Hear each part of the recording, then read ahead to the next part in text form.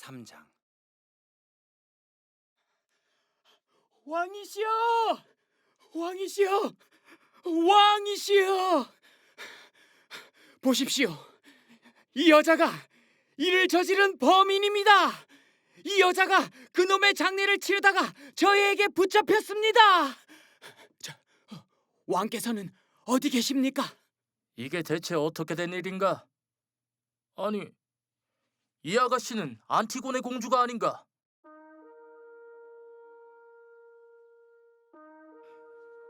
왕이시여, 무슨 일이길래 이리 소란을 떠는 것이냐? 왕이시여. 사람이란 무슨 일이든 함부로 장담을 해서는 안 되나 봅니다. 저는 이 무서운 일을 피해 다시는 이곳에 돌아오지 않겠다고 다짐을 했으나 그러나 뜻밖의 해결책을 발견하곤 맹세를 어기는 일이지만 이 여자를 데리고 왔습니다. 이 여자가 범인입니다. 이 여자가 버려진 시체에 자비를 베풀다 잡혀왔습니다. 이번엔 몸싸움을 할 필요도 제비를 뽑을 필요도 없었습니다. 이 여자를 신문하세요. 저는 이제 걱정은 내려놓고 안심해도 될런지요. 안티고네 공주가 아니냐? 어디서 어떻게 잡았느냐? 제 눈으로 똑똑히 봤습니다. 이상 무슨 말이 필요하겠습니까? 자세히 얘기해봐. 아, 예. 어서. 왕께서 절대로 매장해서는 안 된다고 하신 시체를 이 여자가 묻고 있는 걸 제 눈으로 똑똑히 봤습니다. 그게 사실이렸다. 네, 전부 말씀드리지요. 왕께의 엄한 꾸지람을 듣고 저희는 즉시 되돌아가 시체를 덮고 있던 흙을 다 털어냈습니다.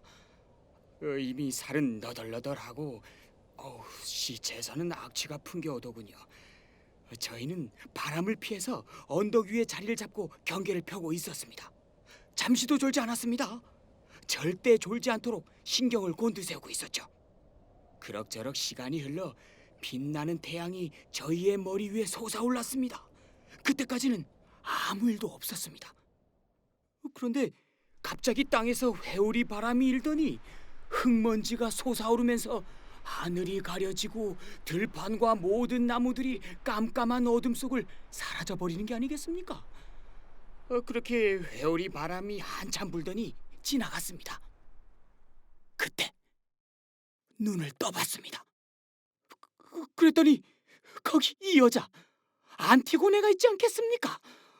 여자는 마치 새끼를 빼앗긴 새처럼 애달프게 목 놓아 통곡하고 있었습니다. 여자는 시체가 다시 드러난 것을 보자 더 큰 소리로 통곡하며 시체에 손을 댄 자들에게 저주를 퍼부었습니다. 그러더니 더 많은 흙을 날라오고 자기 오라비의 혼령을 위해 세 번 제주를 뿌렸습니다. 저희들은 즉시 달려가 여자를 붙잡았습니다. 그런데 이 여자는 조금도 놀라는 기색 없이 그녀가 한 짓을 놓고 문책을 하는데도 아무 부인도 하지 않았습니다. 이건 제게 기쁜 일이기도 했지만 한편 좀 언짢은 일이기도 했습니다. 죽음을 모면한 건 좋기는 하지만 한 사람을 죽음으로 몰아넣는 건 썩 유쾌한 일은 아니니까요. 그러나 자기의 목숨이 안전한 것보다 더 좋은 일이 세상에 어디 있겠습니까? 저는 늘 그렇게 생각하고 있습니다요. 안티고네, 거기 고개를 숙이고 있는 너는 이 일을 인정하느냐? 인정합니다. 부정할 게 아무것도 없습니다. 파수병, 네, 자네는 돌아가도 좋다. 네, 저는 그럼 이만 돌아가 보겠습니다요. 살았다, 살았어, 또 살았다. 대답해라, 안티고네. 내 명령을 알고 있었느냐? 온 세상에 발표된 명령인데 모를 리가 있겠습니까? 그런데도 감히 그것을 어겼단 말이지. 네, 감히요. 그것은 신께서 내리신 명령이 아니니까요. 지상의 인간들을 다스리는 정의의 신조차 이런 법을 만들지 않습니다. 왕께서 내리신 법은 강력한 명령이나 신의 분문율에 비하면 미천하기 짝이 없습니다. 왕의 명령이 아니더라도 저는 어차피 죽어야 한다는 것을 알고 있습니다. 인간으로 태어나 그걸 어찌 모르겠어요. 내 명을 다하지 못하고 죽는다 할지라도 그건 결코 괴로움이 되지 않습니다. 그것은 은혜지요. 저처럼 온갖 불행을 겪으며 산 사람에게는 죽음이 은혜가 아니고 무엇이겠습니까? 따라서 이런 운명을 맞이하는 것도 저에게는 보잘것없는 슬픔입니다.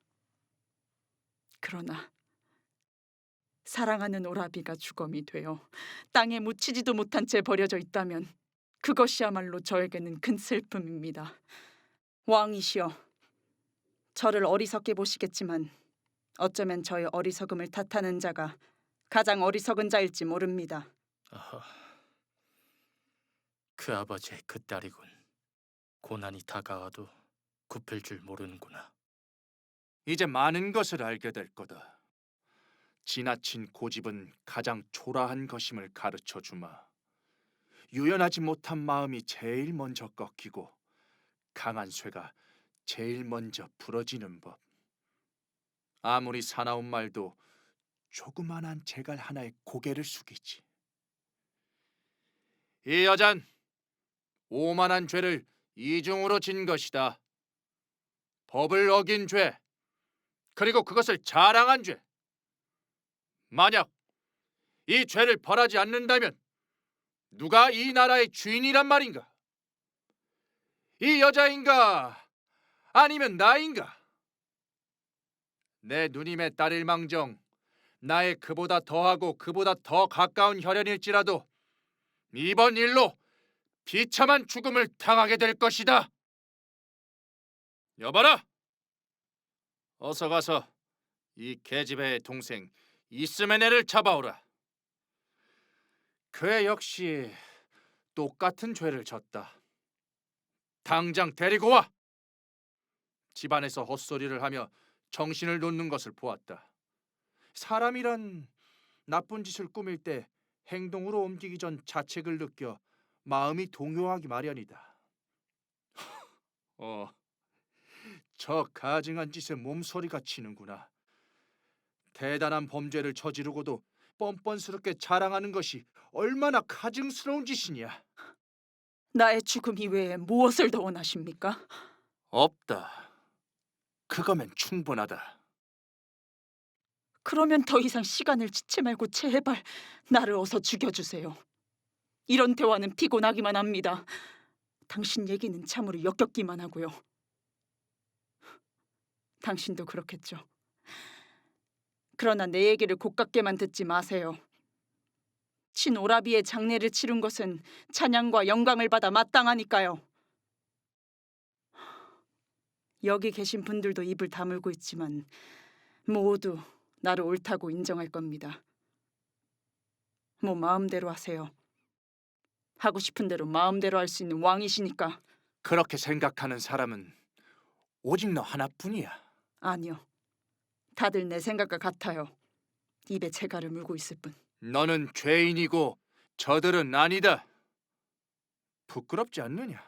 오라비의 장례를 치르는 것은 부끄러운 일이 아닙니다. 그 잘난 오라비와 싸우다 죽은 에테오클레스도 역시 네 오래비가 아니냐? 그분 역시 저의 오라버니입니다. 그렇다면 그의 명예를 욕되게 하는 것이 아니냐? 아니요. 절대 그렇게 생각하지 않을 거예요. 욕되게 생각할 거다. 반역자와 자신을 동등하게 예우했으니 반역자든 아니든 오라버니들은 피를 나눈 형제입니다. 반역자는 조국을 망치려 한 놈이야. 반면 에테오클레스는 조국을 지켰던 사람이고 아무리 그렇다고 해도 죽은 이에게는 마땅히 베풀어야 할 의식이 있는 법이죠. 아무리 그렇다고 해도 악인을 선한 자와 동등하게 예우할 수는 없다. 왕이시여, 신께서 악인으로 보는 것이 무엇인지 누가 감히 말할 수 있답니까? 적은 죽어서도 적이다. 제 천성은 사랑에 있지 증오는 맞지 않아요. 지옥에 나가서 해. 꼭 사랑을 해야겠거든. 죽은 자들이나 사랑해라.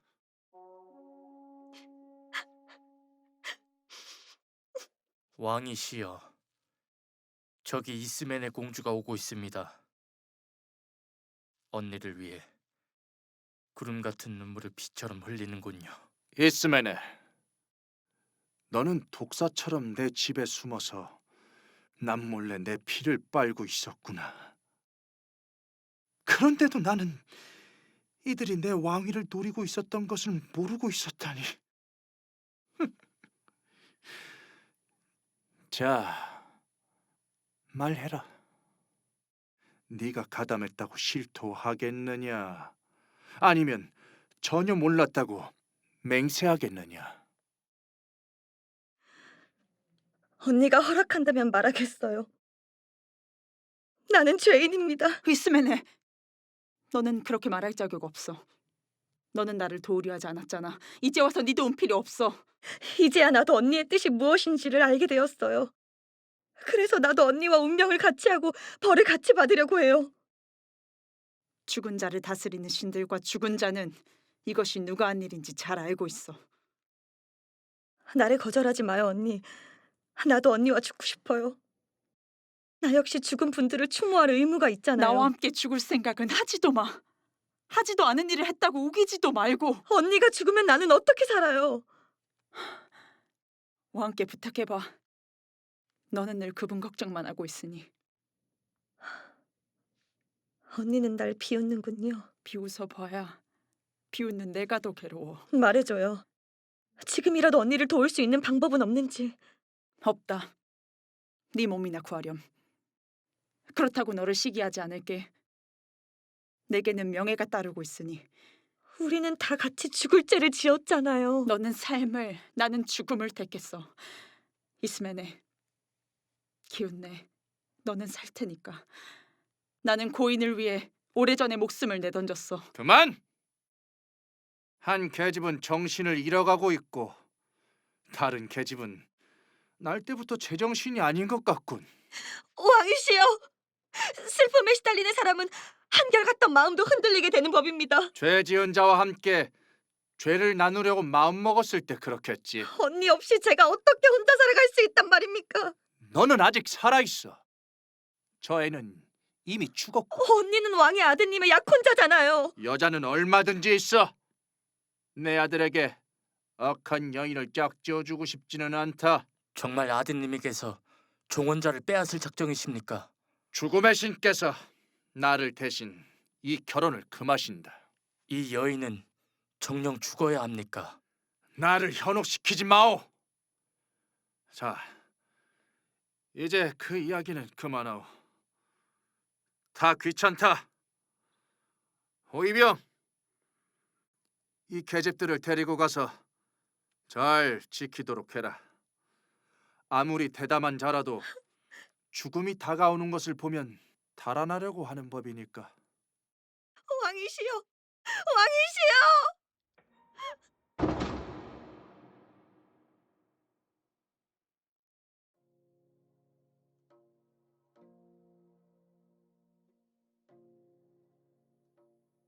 행복하도다.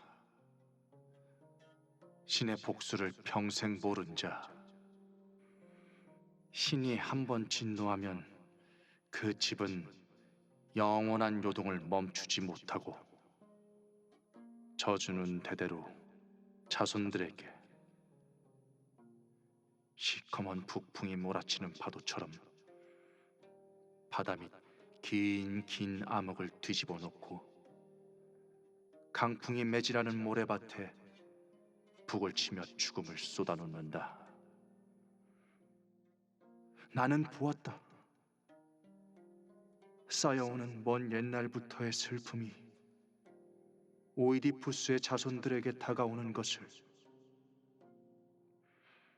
이 복수의 신의 무서운 진노는 자자손손 계속해서 덮쳐오고 있다.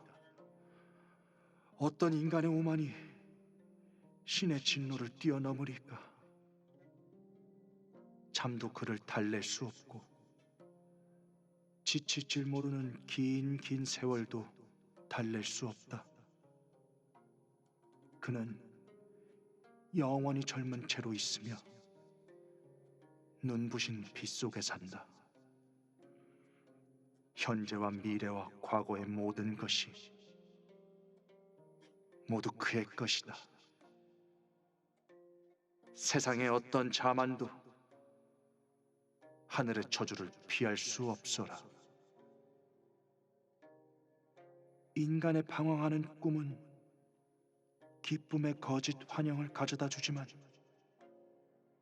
그들은 졸다가 뜨거운 불에 대거나 맹인처럼 눈을 감은 채 걸어다닌다. 옛 조상들이 우리를 위하여 이런 말을 해주었나니 어리석음이 가장 아름답게 보일 때 운명은 슬픔을 가장 크게 준비하느니라.